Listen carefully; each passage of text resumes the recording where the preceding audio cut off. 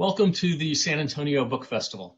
I'm Tom Payton, director and publisher for Trinity University Press, and I'm really happy to be hosting this session, Beyond Extinction, the Past and Future of the Natural World. Daily, the Earth continues transforming, and we as humans do as well. Our planet has continuously shifted over the past 4.5 billion years, and we should question what it should look like or will look like in the future. To explore this further, I'm delighted to be joined by authors Michelle Nijhuis and Nathaniel Rich.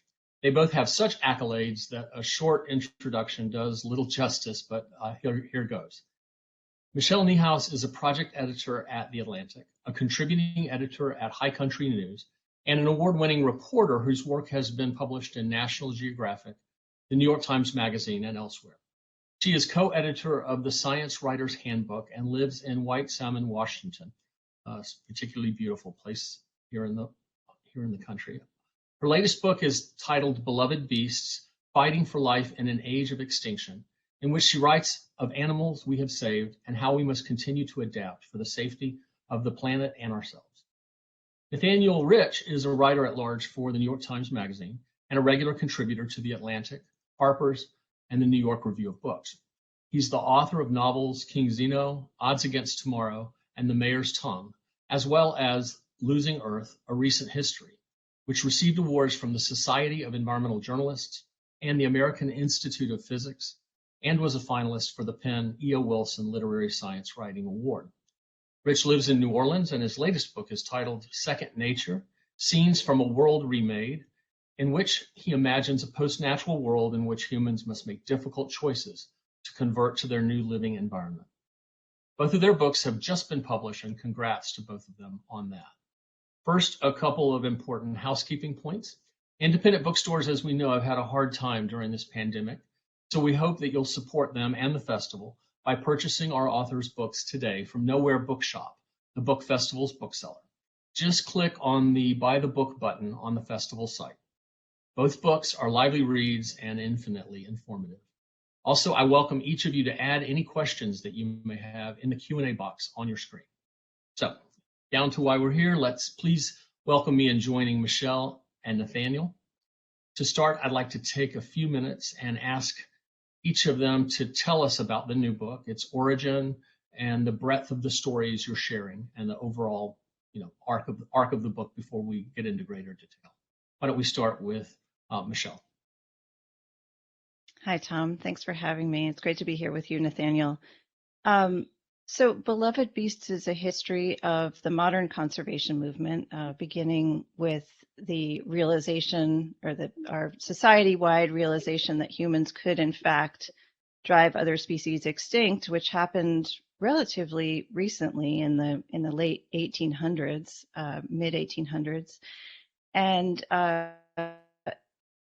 and follows pivotal characters in the conservation movement up until the present day. And I have written about conservation issues for a long time, written about climate change for a long time, and worked relatively briefly as a wildlife biologist in the Southwest before I became a journalist, which brought me up close with some of the extremely passionate, sometimes even violent, political debates over endangered species, which continue today. And I think seeing those debates firsthand made me realize that as a society, we have so little agreement on even the very basic questions about conservation. Whose responsibility is it to protect species? Why do certain species matter? What's the point of all this? And it made me very curious about the conservation movement as an intellectual tradition. I think conservationists and people interested in conservation have a sense of their history as sort of a procession of iconic, isolated characters, but not much of a sense of it as an intellectual movement. And I wanted to look at what the movement has learned over time, both from its successes, which are not as well known as they should be, and its mistakes, some of which are also not as well known as they should be. So that was my hope with Beloved Beasts, and it gave me, I won't say it made me optimistic about the future, but looking at the history of the conservation movement did give me a much greater sense of possibility about the future than I had going into my research. Great. Nathaniel? Yeah, well, it's great to be here with you at the festival, and wonderful to speak with Michelle, whose work I admire, and the new book really dovetails with a lot of in its themes and subject with a lot of what I'm writing about in Second Nature, which essentially, I guess the shortest version of it is it's about the eeriness of our present moment. I mean, there's this term in ecology, transition ecosystem. And I feel like we've entered a kind of transitional global ecosystem where we are finally reckoning with the fact that as it individually and collectively, that there's no longer anything natural about the natural world, what we still call the natural world, that we've reconfigured every square inch of soil and cubic inch of the atmosphere through our activities, usually recklessly, and without even understanding the consequences of our actions. And so we're both coming to terms with the damage that we've done and the level of the transformation, the total transformation of the natural world, while only beginning to reckon with ways in which we will be will question how to use the same sort of world-changing technologies to reconfigure the planet in the future, to try to bring back something, things that we've lost, or at least create a world that is closer to our sort of highest virtues and not our demons. And so the book is a collection of stories, third person dramatic narrative nonfiction stories, in which the first stage is called Crime Scene. It's about people who have discovered some usually great sort of perverse derangement of the natural world, whether it's a lawyer discovering that DuPont has been poisoning the entire world for decades, say, and trying to figure out who's responsible and who should be blamed and what should be done. The second phase of the book is about people who are grappling with the weirdness of the current moment, and trying to navigate through it. And so there we have, for instance, stories about people who are trying to culture chicken meat in a lab to avoid mass agricultural practices, which are of huge climate damage and morally abhorrent as well.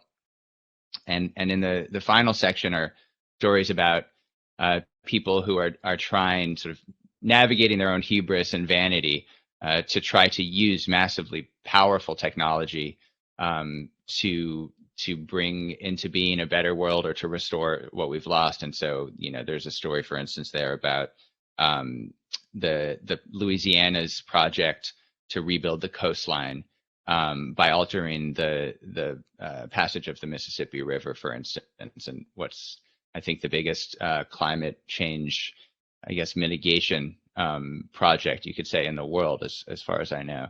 And so it's about this moment of eeriness that I think we all sense in various ways of, understanding that the old world that we romanticized, or our image of the old world, has been lost, and trying to really grapple with where we should be going and how we should go about doing it. And it's and it's trying to get at some of these questions through pretty intimate narratives about individuals who are asking these questions in their own life and being confronted with sort of the terrors and wonders of this new era.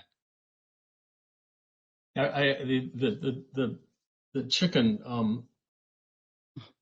part of your story reminded me years back when I first read Food Inc. and that that description of the food flavorings, essentially like all clear liquids, and just that bizarre conflict between not wanting to know and just wanting to know more, like as with like a crime scene. It's like Fast Food Nation when Eric Schlosser talks about the laboratories where they make like cologne and French fry flavor in laboratories, and it's essentially what they're doing with these cultured chickens, which a couple months ago went on the market legally for the first time in Singapore. And it's a perfect example of what I'm trying to write about, because of course one's first encounter with this idea, I was grossed out and thought that's the last thing I would ever do would be to eat a test tube chicken breast. And then but when you think about it, it forces you to really question, well, is that any more unnatural than the way our chicken industry is now, and is it more ethical as well? So that's a good example of this sort of eeriness of where one's intellect doesn't match one's gut feeling about some of these changes. Right. Mm-hmm.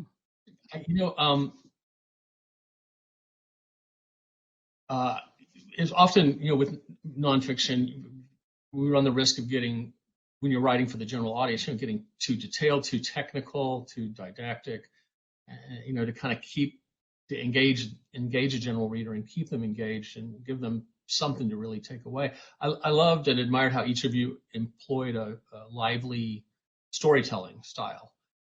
And in this age of climate change debate and related debates, seems like there's been such a struggle just in figuring out how to communicate things effectively to really get people's attention and engage them in a way where they don't become fatalistic or overwhelmed. So you employ them in different ways, of course. Nathaniel, you're a novelist as well. Would you both comment on the storytelling element as an effective approach in engaging readers over topics that are often heavy with complex policy, science, ethical debate? Sure. Yeah, I'm interested to hear what Nathaniel has to say about this, because I agree it's a huge challenge. I went into this project feeling strongly, and I still feel strongly, that extinction, for those of us who write about conservation, extinction cannot be our only news hook, which is not to say that extinction of particular very endangered species is not important. It very much is, but I feel myself, and I know that readers do tend to be exhausted and be numbed by this constant drumbeat of, X extremely rare species is about to go extinct if Y is not done, and Y is extremely unlikely to be done. So by telling a historical story and taking what I hoped was the long view of some of these conservation battles, I hoped to find an alternative to that story, and to look not only at extinction, which to me is only part of what conservation is about. Preventing extinction is only part of what conservation is about. So looking much more broadly at what conservation is trying to accomplish, I was hoping to find some other stories in the conservation movement, and I hope I did. And yeah, I mean that issue is central to me, and really the reason I started writing about this theme was not simply because I think it's the most important issue of our time, and I'm personally fascinated by it, but really it came out of a frustration for the way that not just climate change, but more broadly environmental transformation has been written about, and a feeling that it had, for all of the excellent journalism that had been published over the decades on these themes, that there was a huge absence in the literature, that nobody was really writing about effectively, I thought, the ways in which these massive transformations of our the world, of the planet, of our society, our civilization,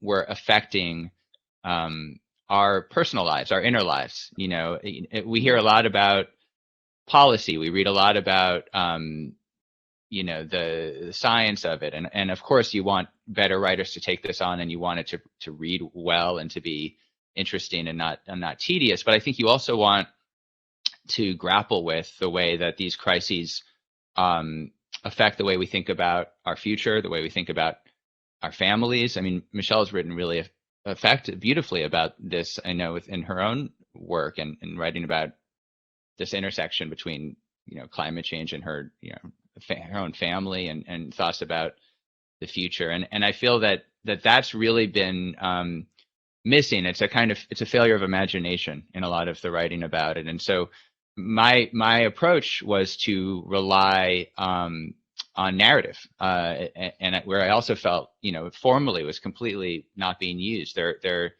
really hasn't been much writing, if any, that I know of, outside of fiction, that is a sort of immersive third-person narrative. That really gets at some of the deeper connections that between people's lives and these great changes. And I feel like whenever we've had major crises touching society in the past, whether it's civil rights or even the nuclear age, fears of the nuclear bomb, to bring it closer to the sort of scientific field, we have also a huge literature about personal literature about it. And to the extent that we've had that with climate change, it tends to be written about people suffering from disasters. It's sort of the equivalent to what Michelle was saying about extinction. It's those extreme stories, which I think are important stories to tell, but they don't get at this, I think, the deeply unsettling quality of this crisis that really warps our whole reality, at least for anyone who bothers to pay attention at all to what's going on. And so, yeah, my solution is through stories in which I'm not a character, but that go deeply as I possibly can into the lives of people who are living on this nexus of, great public change, global change, and deep changes in their own personal lives that are connected to it in some way. Yeah, I know. Yeah, I would say. I'm sorry. Go ahead. Oh, excuse me. I was just going to add that I would say similarly, many of the characters in my book are unfortunately deceased. I did not have a chance to meet them, though I tried very hard to do so in archives and in other places. But I tried to give readers a sense of how much these pivotal figures in the conservation movement had personally connected with other species, and how they were emotionally as well as intellectually affected by the threats to these other species. Many of them connected with the natural world because of some personal loss, or either early in their lives or in their adulthood, and came to see other species as sort of a form of solace. So it was very personal to them. Their battles were very personal to them, as well as political and intellectual. And I hoped that by showing their emotional and personal motivations, and then showing how they connected with one another about those motivations, how they corresponded with one another and disagreed and agreed and built on each other's ideas, that I could show that those connections and those concerns have been around for a long time. That, yes, as you say, I heartily agree. We're in an eerie stage in our relationship with the rest of life, but our relationship has of course been troubled for a very long time, and we have been struggling with it for almost as long. I think that's a really good segue to the next question. We wrestle in our publishing program with some book projects that we've that whole issue of how do you communicate such a complex topic, and that ranges from things that people grapple with, like what is ethics, and words like moral, that have become so loaded in contemporary popular culture, political culture. But how do you discuss this as a kind of a moral imperative, or whatever point of entry and telling? But clearly, when you can connect it in ways that you both very effectively did with individuals, and give people that, age-old opportunity to see themselves in the story or relate to it somehow. It just makes it, I think, so much more effective. And shifting slightly, of course, the books are very different in this sense, perhaps, but you both rely on a strong sense of historical perspective and context. Michelle with a solid modern art since the 19th century to today, and Nathaniel reaching back to Gilgamesh and moving forward with a focus on these more contemporary situations. I love the reference, Michelle, to Huxley's Brave New World and the choice between a bad utopia and a brutal pre-technology society, and lamenting the need for a third alternative. And Nathaniel, you call on Aldo Leopold and his point that engineering was the dominant idea of the industrial age, and there's this tension with ecology contending for a new world order, and the challenges and the awareness of the overlap and symbiosis between the two. Can both of you expand on that and the sense of history and how we draw on history or don't, and what that means to how we do what we do today? Should I go? Yeah, sure, Nathaniel. Sure, go ahead, Nathaniel. It's hard. The little nonverbal cues are more difficult in video chat. I mean, I think the story of civilization has and Michelle alluded to this, is for most of our history been this war against nature, and this, a lot of the language we use, like terms like wilderness, the earliest connotations are of just, savagery and chaos, and the opposition to civilization, that wherever we go, whether it's, and again, this goes back to sort of ancient societies, that our responsibility is to tame nature and defeat it. And it really wasn't until the 19th century that some thinkers came along who started to question whether that was really a good idea, and whether or not there had been major consequences, disastrous consequences, even suicidal consequences to that kind of behavior over the course of millennia. And then, of course, later you have the birth of this idea of this romanticization of nature as a sacred place, and this place of purity, which again is a pretty recent idea in the history of civilization. And I think what's fascinating now to me, and I tried to write about this a bit, and there's a story I have about these folks led by Stuart Brand, founder of Whole Earth Catalog, who are trying to do de-extinction using genetic techniques to both, quote, bring back extinct species, there's an asterisk there, and also to revive species that are on the brink of, that are critically endangered. And one thing that's fascinating about their work, whether or not, one thinks they'll be successful, or whether, one thinks it's a good use of resources and so on, is that they are, their way of thinking, goes back to the sort of earliest ecological thought, where they're talking about the importance of bringing back ecosystems, restoring ecosystems that have been damaged, about increasing biological diversity. When you talk to them, you're as likely to hear, references to an Alexander von Humboldt or Ernst Haeckel as you are to, George Church, say, who pioneers this technology at Harvard. And so they see, the idea is to use the most futuristic techniques, which in their case is actually, it's not really bringing back old species, but creating novel species, man-made species that resemble, to the best of their ability, species like the passenger pigeon or the woolly mammoth that have been lost, and using those species to try to fill an ecological niche that's gone missing. And I think that kind of the marriage between this cutting edge technology and a kind of moral framework is what's needed. And within that framework, one can have disputes about where to go with it.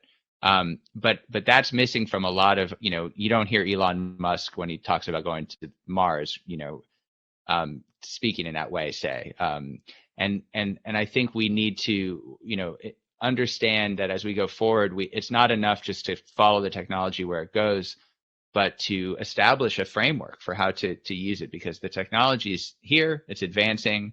These changes are already happening, well faster than the public can become aware of it. And so it's critical to try to create some kind of an ethics around it. And I think that's where one's attention has to go, and as we move into this strange future. Yeah, along those lines, you mentioned the Huxley brothers. One of the characters I look at in some depth in my book is Julian Huxley, who is, from our perspective, the less famous Huxley. He was the older brother of novelist Aldous Huxley, and he was significant in the history of conservation because he really brought together, in the mid 20th century, he brought together the conservation movement as a global movement by creating the International Union for the Conservation of Nature, which exists today and maintains the red list of threatened species, which is own threatened species, not a complete directory, but it's the best list we have of vulnerable species and what their status is around the world. And his younger brother Aldous, of course, famous for the book Brave New World, was also concerned with conservation in his way, certainly concerned about the future of the relationship between humans and the rest of life. And the brothers were quite close. They kept up this fascinating lifelong correspondence, but they differed strongly in their outlook on life. And Julian the biologist had a real sympathy for centralized authority and tended to have all these kind of what his brother disparagingly called blueprints for society, where the kind of a technocratic vision where the world would be run by scientists, and that led him to all sorts of ideas that we would today consider pretty abhorrent. He was a strong supporter of eugenics on humanitarian grounds, but via his humanitarian goals were to be accomplished via authoritarian means. And Aldous Huxley, of course, expressed his fear of technology through his novel Brave New World, but later in life he said that he wished he had provided a third alternative to the dichotomy he presented between the stark choice between a brutal primitive society, as Tom mentioned, and a kind of technological nightmare.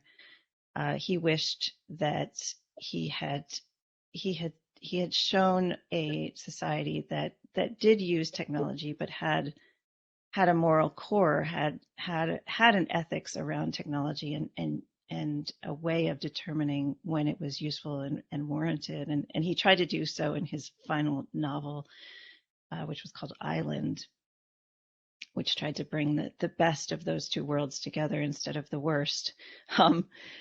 But I think that's very much, as Nathaniel says, it's very much where we are today. We have incredible ingenuity and incredible capability, but our ethics are far behind our accomplishments on the technological front. And I mean,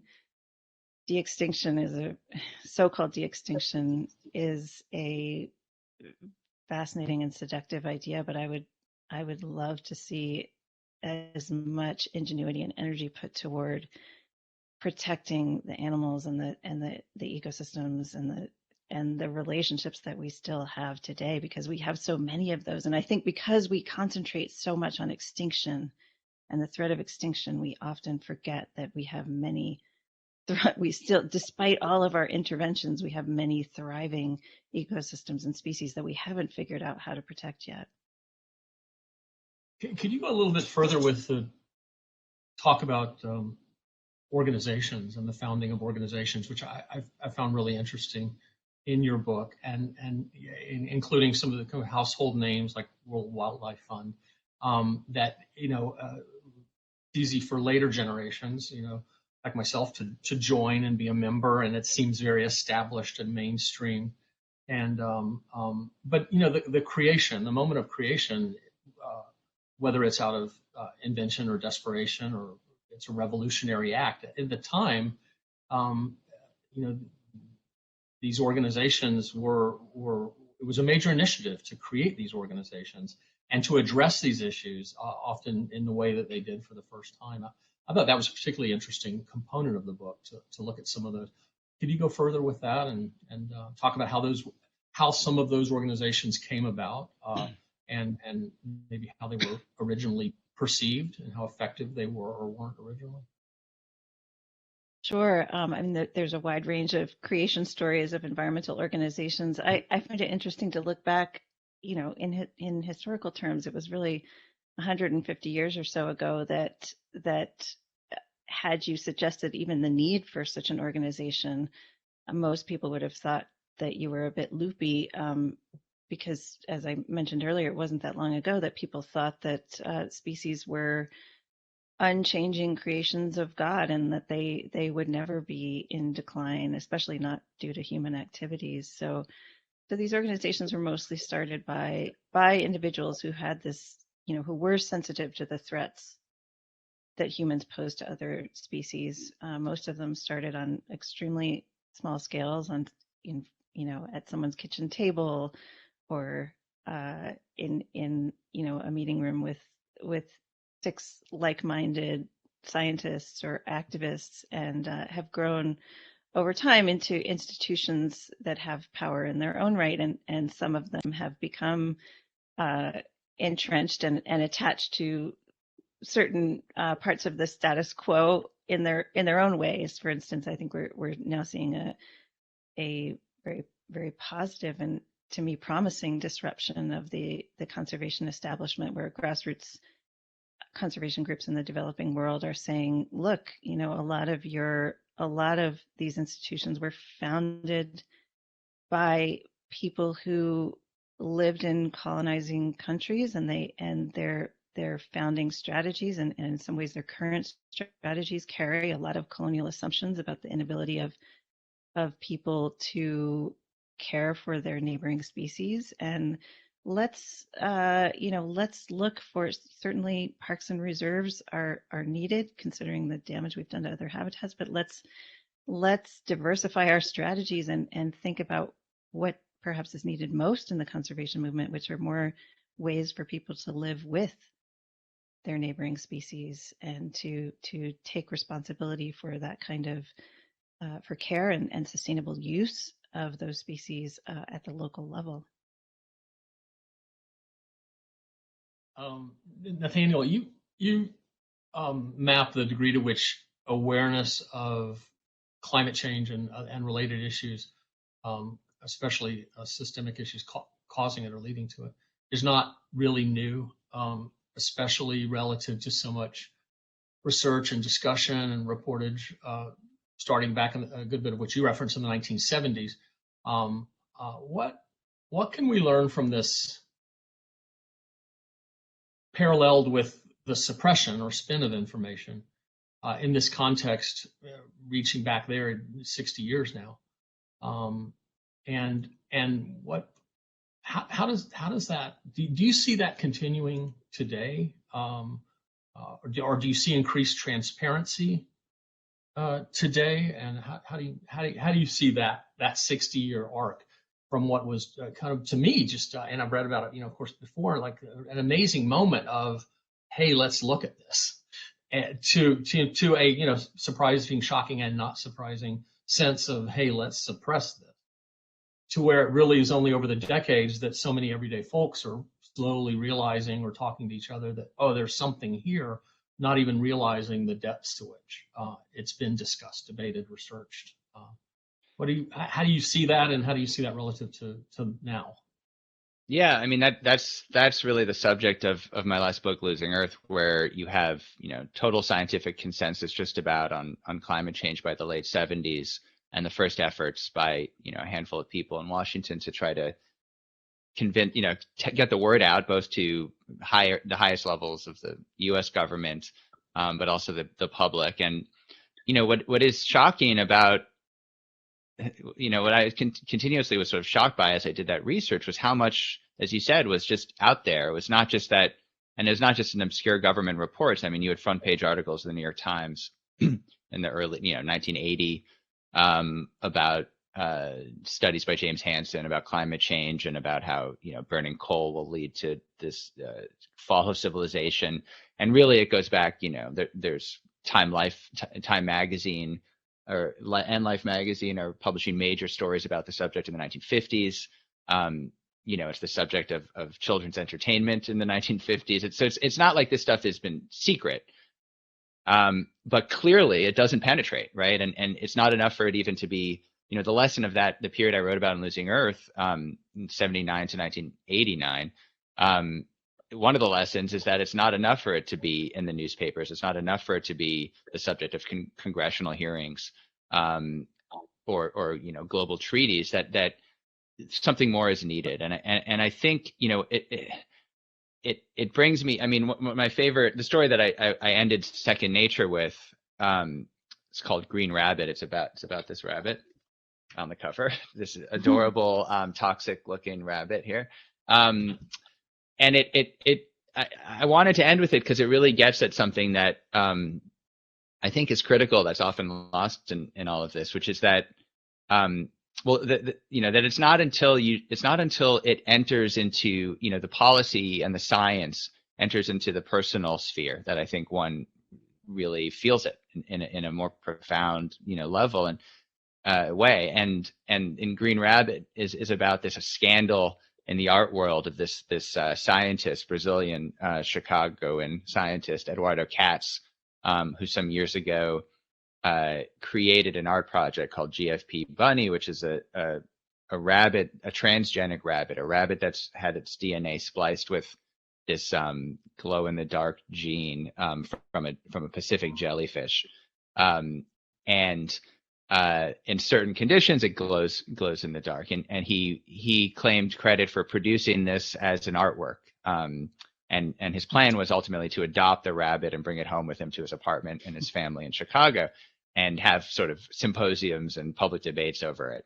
And the uproar, the outrage was so extreme, and really global. I mean, there was newspaper articles, and it was on ABC News and all the rest, that the French Institute, which was actually responsible for making the rabbit, declined to let it leave its premises, and he got excoriated for using genetic techniques to create an artwork by monkeying with a living species. And the irony, of course, was that he had done no such thing, that these rabbits were being mass produced for years, and similar projects had been going on for decades, transgenic species and so on. But nobody knew about it because it was just done in these laboratories, usually in service of medical research, particularly investigating vaccines.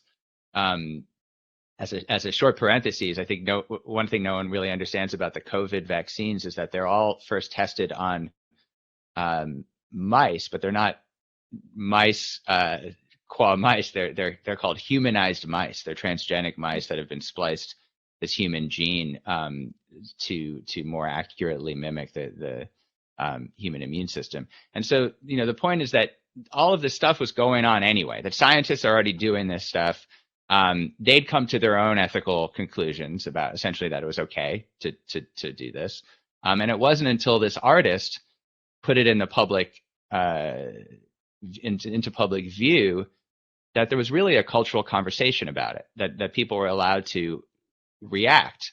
And a lot of the vitriol that was directed at him really should have been directed at the scientists or, the institutions perhaps, that were doing this work. And of course, there were also some interesting results in that, animal rights people actually supported this work because it it helped advance some of their aims of reducing the need to test on animals and so on. And so all of this is a long-winded way of saying that I think it's necessary for art, for literature, for visual art, for popular art, as well as sort of literary arts and so on, to bring this stuff out into the public conversation. And that means more than just highlighting it or writing about it. It means engaging with it in a personal way, and in an ethical way, an individual way. And I think that work remains necessary with all of these issues, because I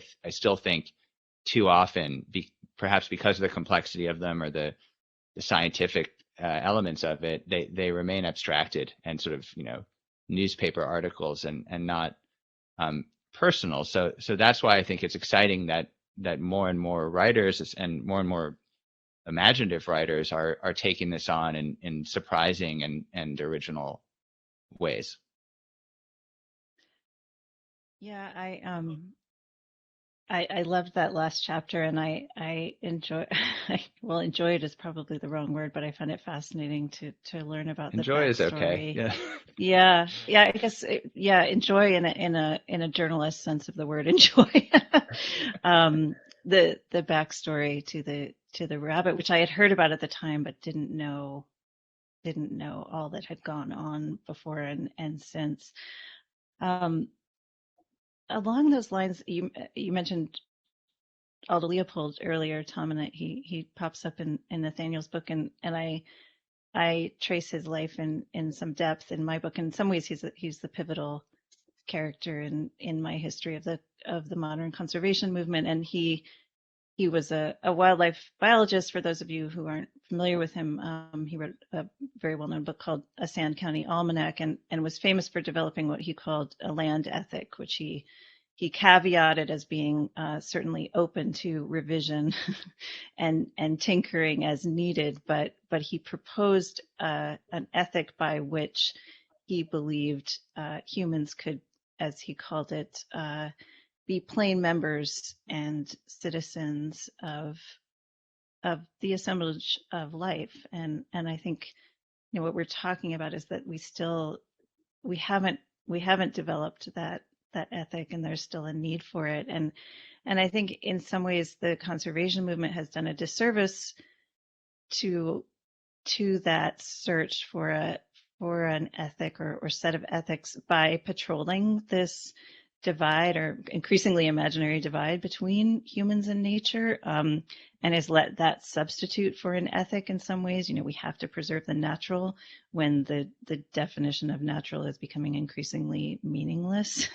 And I actually tried to avoid using, or sort of as a personal challenge, tried to avoid using the word natural and the word wild and wilderness in my books, because I felt like it was so, those words mean so many different things to so many different people that they almost are meaningless. And instead of trying to maintain that increasingly that disappearing divide, if there ever was one, I think we would be much better served by returning to Leopold's project and trying to develop a set of ethics that allow us to both use our ingenuity and our incredible capabilities, but also be members, be members of the planet, be plain citizens, as Aldo put it, of the planet in some way. Kind of related to that, Nathaniel, you've referred to what you call a nature lag and the need for our souls to catch up. Can you tell us more about that? Yeah, I mean, I'm borrowing a couple of observations from the novelist William Gibson, and futurist, I should say. He has this famous line about the future is already here; it's not evenly distributed yet. And he has, in his novel Pattern Recognition, he also has this great idea of that's always stayed with me. It's sort of jet lag being the condition, the idea that as you travel somewhere across time zones, it takes as long for your soul to catch up to your body, and jet lag is the feeling of just feeling, not quite oneself as you wait for your soul to arrive. And I feel like with where we are now in this moment, certainly the future is here if you open your eyes to it. I mean, cultured chicken and recreating giant coastlines, and seeking immortality through genetic techniques. I mean, these are things I write about in the book, and yet we haven't adjusted. We have our souls haven't caught up to the technology. That we're still in this weird moment of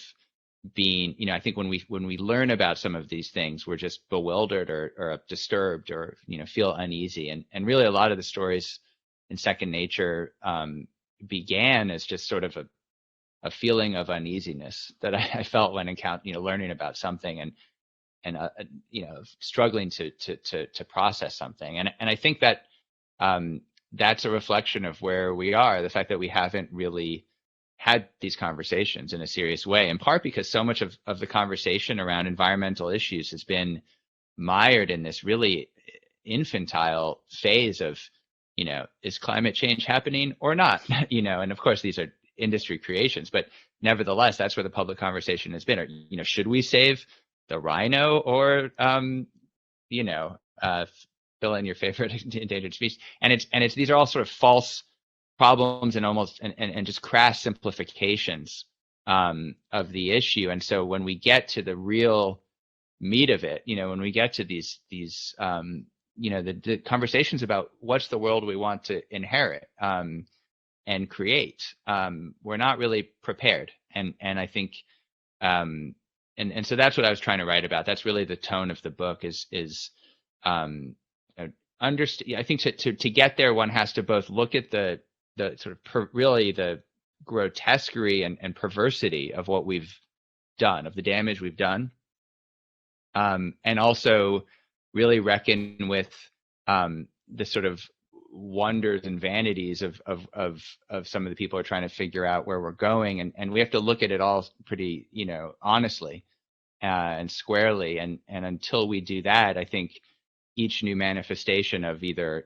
a climate disaster or some visitation from the future will continue just to seem weird. We don't have the language for it yet, but I think we're starting finally to articulate one.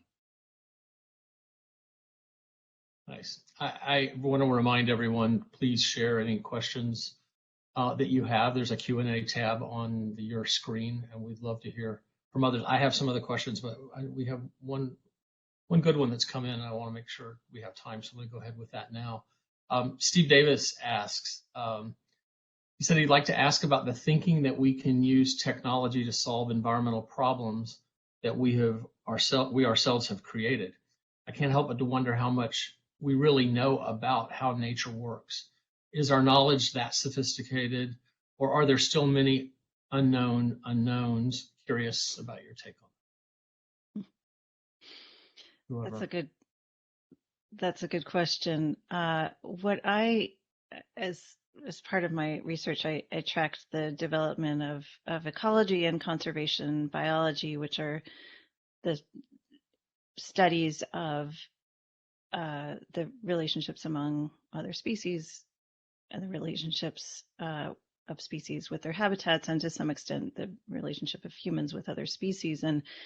And speaking very generally, I would say that we have learned quite a bit about what other species need to survive long term. We know, we can give some fairly sophisticated estimates about how much habitat they need, what kinds of other resources they might need to survive, who they need to live in relationship with in order to make it and fend off our depredations.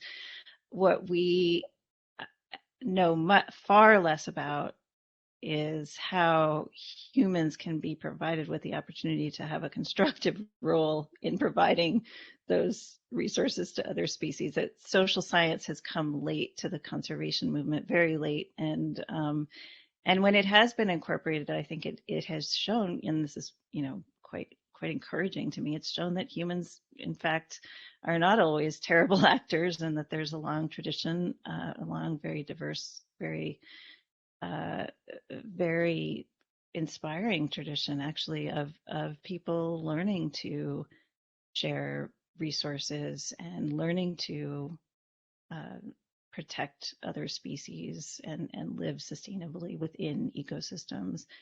And I think the more that we can learn about that, about, as I said, constructive ways for humans to live with other species, the more opportunities the conservation movement will have to make a meaningful difference. And it can seem overwhelming given all the evidence that surrounds us of the terrible things we've done to the ecosystem, but there are those examples out there. They do exist, and they're not small either. So I draw hope from those, and I draw hope that, as you mentioned, that I also draw hope from those that we can use technology in constructive and productive ways.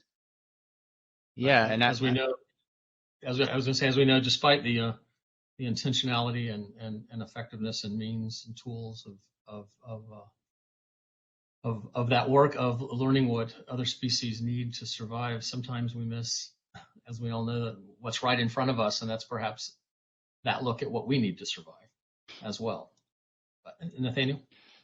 Yeah, no, I agree with what Michelle said. I mean, I think it's conservation biology is actually one of sort of the great exemplars in this, and that there's, I think the translocation of species, correct me if I'm wrong, Michelle, but there's, hundreds of examples of successful interventions that have saved species, preserved species, and the success rate is actually relatively high. Now, of course, I think skepticism over,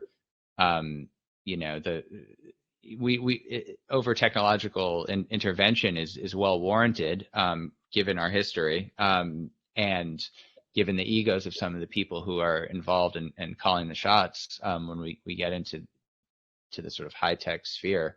However, I think it's also false to pretend that this is a binary, that the question is whether or not we should intervene. Of course, that question, there was a moment in our society where that might have come up, but it was decades, if not centuries ago or millennia ago. And so we're already intervening just dramatically at every aspect of our, existence, deeply affecting the lives and ecosystems of every, animal species on the planet.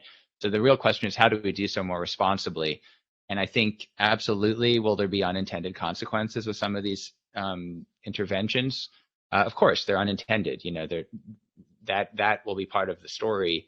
And yet, what's the alternative? To just continue with a kind of reckless, laissez-faire attitude that destroys the basic, like, natural processes of the planet seems impossible as well. And so that's why I think both of us have been talking about, trying to shape the, have there be some kind of ethical guidance for how we proceed, and not continue in a kind of slapdash manner, which is sort of the default manner, I think, for our species. Yeah, long historical tradition of slapdash interventions. I totally agree. We've been intervening. I mean, we've been intervening for all of human history. So whether or not to intervene is not the question I think we should be asking, at least on a broad level. I would also say that I think there's a great need for the power and responsibility of intervention to be more justly distributed. I got to spend time during the research for my book in Namibia, where there's a long-standing system of community conservation organizations where rural communities have the power to manage other species has been devolved over time to these rural communities who now make a lot of decisions about hunting quotas, and they survey the species that they live alongside and so forth, and that has made an enormous difference on the ground. They are intervening in a less technological way than we usually think about intervention, but they're intervening close by, and they're also hiring their own forces of game guards to protect the species that they live beside from poachers, and that has led to some very concrete, encouraging successes with the survival and recovery of populations of rhinos and so forth. And those kind of interventions, when done at the grassroots level, I think can be extremely positive. Intervention doesn't always have to come down from some spooky global government. It doesn't always have to be delivered by fiat. It can be much more tailored to local conditions and local needs. And it can, in fact, when done right, I think it can reduce some of the short-term burdens of conservation and distribute some of the benefits more fairly. Let's see, we've got a couple more questions here, a few minutes at least left. Theo is asking, building on what Nathaniel said, why are there so few examples of climate trauma in literary fiction? Thinking to Amitav Ghosh's The Great Derangement and what seems a relative inability to reflect on the magnitude of the problem in literature. Yeah, I think that's right. I mean, I had a conversation with Amitav a few days ago for the book, and I think I recommend The Great Derangement for anyone who's interested in this question of, why has literature been so far behind or so ineffectual writing about these themes. I think, for the most part, we've had there's a literature of dystopia around environmental issues and climate, which I think is, there's some great examples of and is important, but it does feel like a kind of entry level, immature stage of the literature. And that you hope it graduates. And I think it is increasingly graduating to more robust, dealings with not just, how bad things can be, but how bad things are, how the way that the climate change and its environmental derangement informs the way we live, that informs the way our culture is shifting. And I think I have a lot of, I won't go on. I mean, I think there are a lot of reasons why writers have failed to do this. It's largely a failure of imagination and nerve.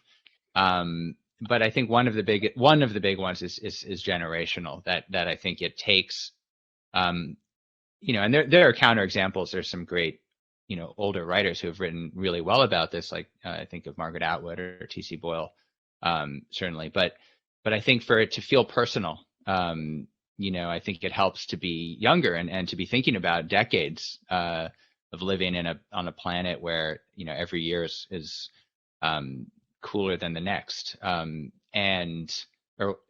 the other way around.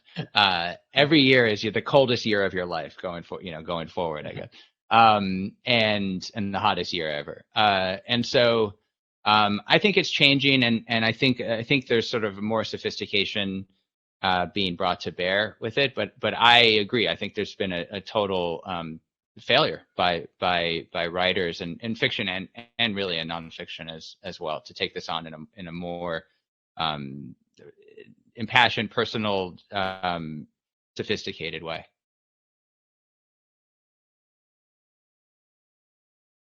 This last question is a big one with 2 minutes left on the clock, but if you have any immediate kind of response. Jenna asks, what will finally scare a reaction to action on global warming? And she goes on to say, basically, we've had these kind of like, X will be gone in 12 years and Y will happen in 30 years. And I guess I would append to her question, do those kind of strategies work? Are they connecting? Are they moving the needle or creating a sense of panic or scare if that's the right strategy? Big one. Yeah, big question. And like the last question, I would love to hear an entire panel on this question. But I'll just say briefly that we know from actually anti-smoking advertising campaigns that scare tactics can be very effective in the short term with individuals, but they don't lead to action unless they are accompanied by a suggestion of something that can be done, and not only something that can be done, but something that is commensurate with the scale of the problem. And I think that's where we fall down, that individuals are told, oh, well, there's this horrifying problem. the world is going to, basically be beyond repair in 12 years, but you should change your light bulbs. I mean, I think that people are smart, and they see the gap between those two statements, and that is counterproductive in the extreme. And I think the more we can find opportunities for people to fit into, not individual consumer choices, but actions that collective actions that, can lead to the kind of systemic change that we need, the better.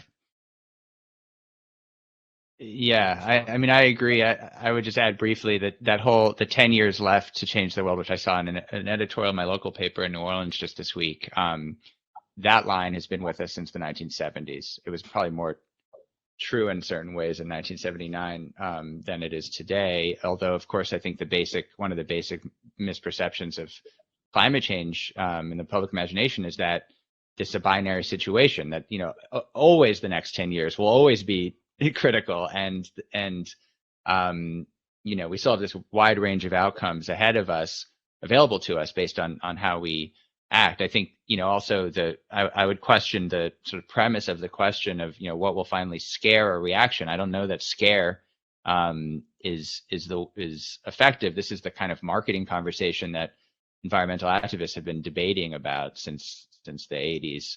Do you scare people? Do you inspire them? And I always feel like it's just again a kind of infantilism that has been bred in part by climate denialism, that has forced us into this sort of defensive couch of talking about things in this very really a silly way. And I think that the answer is more of a holistic conversation, that climate change is now part of our the fabric of our society, and to deny it, whether we're talking about, not just in the science pages of a newspaper, but it touches, every element of foreign policy, economy, culture, economics, trade, you name it, public health. And the more we understand that this is the context, this is the fabric of the society, and not just an isolated problem, I think the better we'll be equipped to try to at least, talk about some of these fundamental transformational changes that Michelle alluded to. Wow. Well, like you said, both said, it's a big one, and interesting ending point.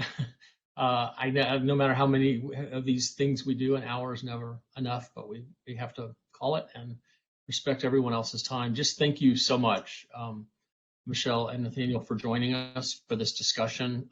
Everyone, please support them and support the festival, and support independent bookselling, and order the book via the festival's page. Book sales will be fulfilled by Nowhere Books. Join me in thanking our authors, everyone, for their time today, as well as the many financial donors and other supporters who make the festival possible. And thank you for joining us today. Have a good day. Thank you both. Thank you.